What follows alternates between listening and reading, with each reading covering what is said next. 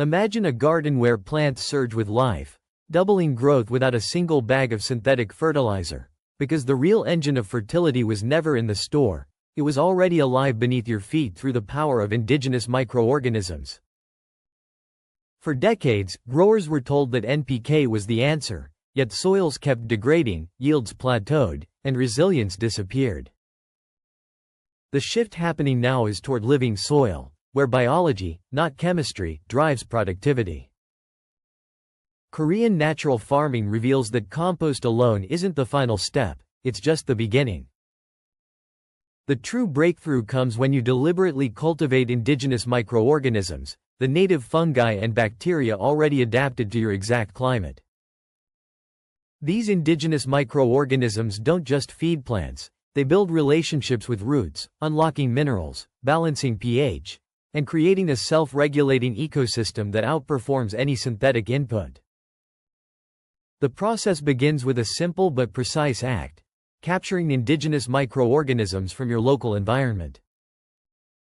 Steamed rice becomes the bait, but not just any texture. It needs to be firm, slightly dry, the kind that invites fungal colonization without turning soggy. Placed inside a breathable wooden box, ideally bamboo or cedar, it becomes a microbe hotel for indigenous microorganisms. Location matters more than anything. A healthy forest floor, undisturbed and rich with leaf litter, is where ancient indigenous microorganisms thrive.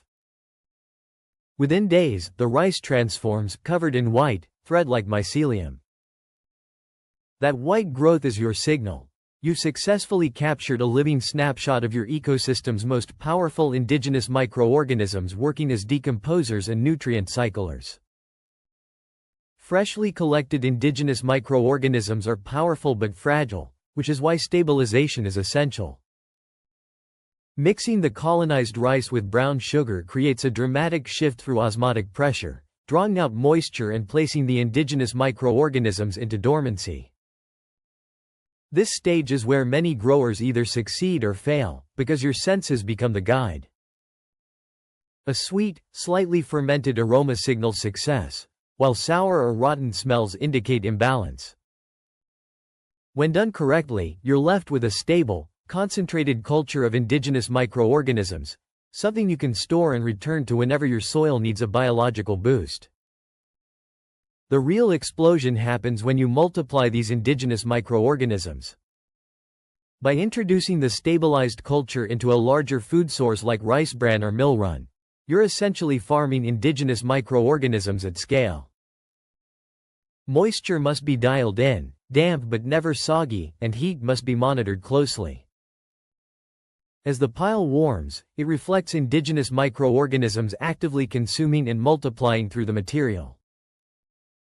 Managing that heat ensures aerobic indigenous microorganisms dominate, preserving the beneficial life you work to capture.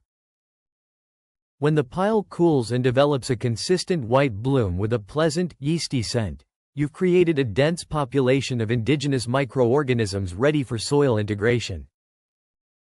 Blending these indigenous microorganisms with local soil completes the transition, allowing them to adjust fully to your garden environment. This step bridges two worlds, the wild ecosystem and your cultivated beds, ensuring the indigenous microorganisms remain active and resilient once introduced. Once applied, the transformation becomes visible quickly. Soil structure softens and aggregates, roots stretch deeper, and plants exhibit stronger color and resistance. This is the fungal dominant shift driven by indigenous microorganisms, where mycelial networks extend the root system's reach and unlock nutrients previously trapped in the soil matrix.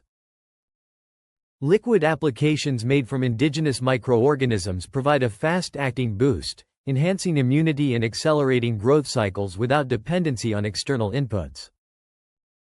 Over time, the system becomes self-sustaining. Organic matter feeds indigenous microorganisms feed plants, and plants return energy to the soil. The need for fertilizers fades because you've built a living nutrient factory underground using indigenous microorganisms. That's the real secret, not a product, but a process that regenerates itself season after season. Subscribe to Timeless Humus Path for more timeless soil revival wisdom delivered weekly, and pass this along to anyone growing food or healing land.